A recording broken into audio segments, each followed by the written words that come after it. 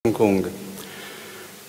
Turpināt Paura Raucepa salīdzinājumu, ka mums jārūpējās pašiem par to, kas mums pieder, par mašīnu, kad viņi jāsatīra, jāsaved kārtībā un tā tālāk. Tikai viena problēma paliek šajās rūpēs. Sanāk tā, ka pašreizējā situācijā tomēr, lai viņi brauktu, ir jāiet pie kaimiņa pēc benzīna, aizņemties naudu.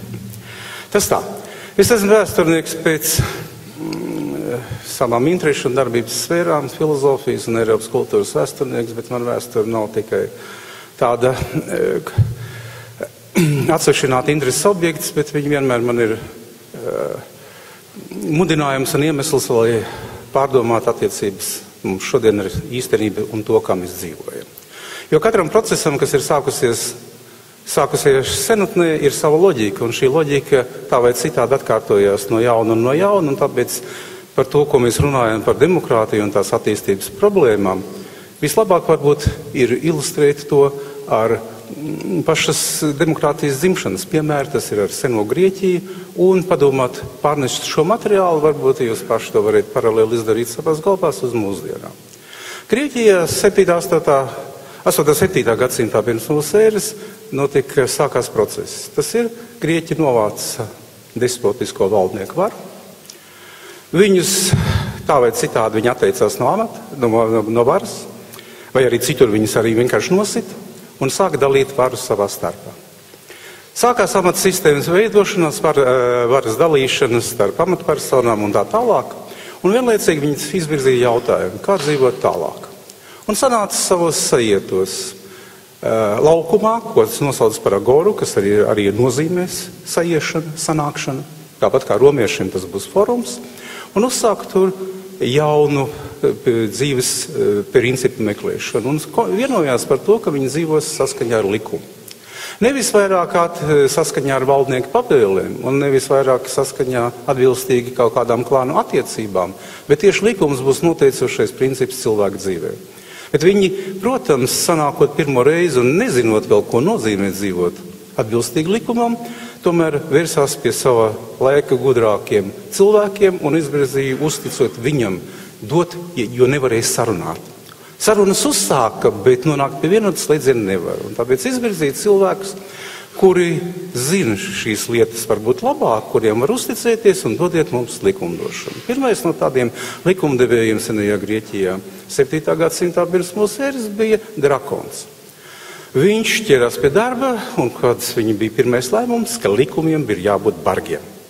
Viņš ievies tāpēc ir drakoniski likumi. No viņa tas nāk. Viņš ievies visvisādi likumdošanu, par likumu pārkāpšanu, pēršanu, izraidīšanu no valsts naudas sodus, pat par kā pusgalvas zādzību varēja nāves sods piespriest, bet tas projekts ar likuma bardzību, kā mums arī bieži mūsdienās liekas, izgāzās. Bet viņam bija viens unikāls sasniegums. Viņš izmainīja cilvēku attieksmi pret nāves sodu. Un proti viņš pievērst tam, izņēma nāves sodu un nāves piespriešanu no asins atriebības sfēras, no klāna norēķināšanās sfēras. Viņš parādīja, ka valstī ir jābūt atbildīgam par šo lielāko noziegumu pret to, un tas ir kauns visai valstī. Un viņš izdarīja to, ko sauc par pārēju no asins atriebības uz juridisku atmaksu.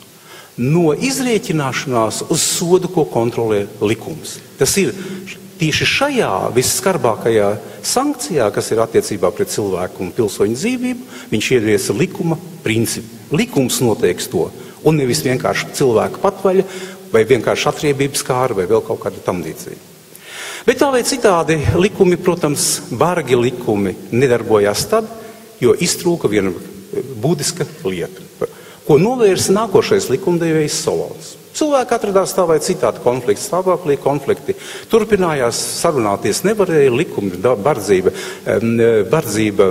nelīdzēja, un tad 594. gadā pirms mūsu ēras iedēlēja par pirmo arhontu ar likumdevēja tiesībām, tas ir pirmo amatpersonu, kaut kas līdzīgs, ministru prezidentam, tādu seno grieķu gudro Solonu. Un Solons veica ļoti daudzas reformas, par kurām es nestāstīšu sīkās, bet viņš saprata vienu. ja nav izmainīta cilvēku iekšējā pasaule, ja nav izmainīta viņa domāšana, nekāda likuma nelīdzēs. Ko viņš izdarīja? Līdz Solonam cilvēki domāja par nekārtībām valstī šādi. Lūk, mums ir visādi cilvēki, dažkārt viņi izdara nelietības, un tad Dievu mūs soda par to. Kāda slepkava, valsts nodevēja vai vēl kaut kas tam līdzīgs. Ja? Un Dieva sods ir mūsu, teiksim, kaut kādas sērgas, neveiksmes, bats vai vēl kaut kas tam līdzīgs, bada draudu vai vēl kaut kas tam līdzīgs. Tas, protams, izskaidroja pasauli, bet cilvēks neiedrošināja. Neiedvesmoja kaut kā rīkoties. Solons iestāstīja saviem grieķiem un visai Eiropas kultūrai uz nākošiem gadsimtiem divus eiropeiskās politiskās domāšanas pamatprincipus, kas ir spēkā arī mūsu dienā. Viņš teica, mēs paši esam atbildīgi par valsti. Ka Dievi nesoda mūs ārpus. Mūsu nekārtības mūsu iekšēnē vidē ir mūsu pašu atbildības sfēra. Un tāpēc katrs pilsonis ir atbildīgs par valsti. Tas ir pirmais princips eiropeiskā politiskā domāšanā. Un otrais princips ir, ka mūsu pašu spēkos ir tikai novērst šīs nepilnības. Neviens mums cits nepalīdzēs, ja mēs paši to neizdarīsim. Un kurš grib būt eiropietis un ir eiropietis, tam ir jāpievienojas un jāuztver šī atbildības sajūta. Ja?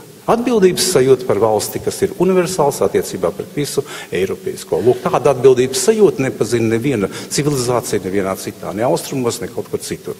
Tas ir Solona nepārējošais veikums. Un vispār tā ir jēga par to, ka viņa rokās taču uz 10 gadiem tauta nodeva visus līdzekļus valsts. Viņš bija tautas uzticības persona, nevis valdnieka vai klāna uzticības persona, bet visa tauta viņam uzticējās. Un tas ļoti interesanti jautājumu izvirza par to, ko diskutējam mūsdienās šodien. Par stingrās un gudrās rokas principiem. Problēma, vai starp mums ir tādam cilvēkam, kam mēs uzticētos. Tik tiešām Grieķija atrada tādu cilvēku un uzticējās, un viņš veica to un radīja nepārējošas vērtības arī mums. Mums ir problēma tā, ka mums varbūt nav rokas, bet ir tikai ķepas. Ja? Lūk, kas grib sagrābt vāra, un kuru rokās šo varu nedrīkst nec dot, nec ja arī viņi sagrābti, tad vajag izraut pēc iespējas vēl ātrāk. Trešais likumdevējs unikāls, kas arī ļoti interesanti problēmu uzstādīja. Viņa ir tāds klaistens 510. gadsimta pirms mūsu ēras. Jo tā vai citādi klanu vara saglabājās vēl ilgi. Klanu vara saglabājās atbilstīgi noteikam, kāds Grieķijā bija tautas iedalījumam, kur katrs aristokrāta dzimtas pārstāvis vadīja vienu no tām saucamām fratrijām, kurās sadalīta bija visa valsts. Un, protams, kamēr bija šāda senās aristokrātijas saistībā vēl ar iepriekšējiem valdniekiem dominanti, ja, demokrātiskam mehānismam funkcionēt bija grūti. Viņš ieviesa jaunu dalīšanu. Ja iepriekš visi nāca, apmēram tā, loģika ir apmēram tāda, aktualizēsim šo jautājumu, ka iepriekš cilvēki sapulcējās, piemēram, no Valmieras, Liepājas, Ventspils, Rīgas, Reizeknes un tā tālāk, katrs no savām teritorijas un līdz ar to savu pārstāvu sūtīja un tad apspriest kopīgās lietas. Izrādījās, ka tas nav pareizi. Vai nevis nepareizi ir, bet neefektīvi, jo katrs vilk uz savu pusi. Klaistens izgudroja tam līdzīgi, ka no sākuma ir jādara tādas apvienības, kur sanāk cilvēki, tas ir viņš šās nosaucis par filām. 10 filas ir, kas nāk no Valmieras, Liepājas, Ventspils, Reizeknes, Rīgas, lai viņi tur iztirzās jautājumus un tad deliģē no turienes izdiskutējuši un izstrīdējušies tur kaut kādiem uz amatpersonām un tā tālāk. Un proti, lai cilvēkus izrautu no mājas, izrautu no vietējo interešu dominantes, izrautu no vietējo klanu dominantes, lai cilvēku izraujot no mājām, viņš sāka domāt pavisam savādāk. Atkal jautājums par domāšanu. Domāt nevis par savas kaut kādas grupas, pilsētas, klāna vai partijas vai vēl kaut ko pārstāvjiem, bet domāt par universālām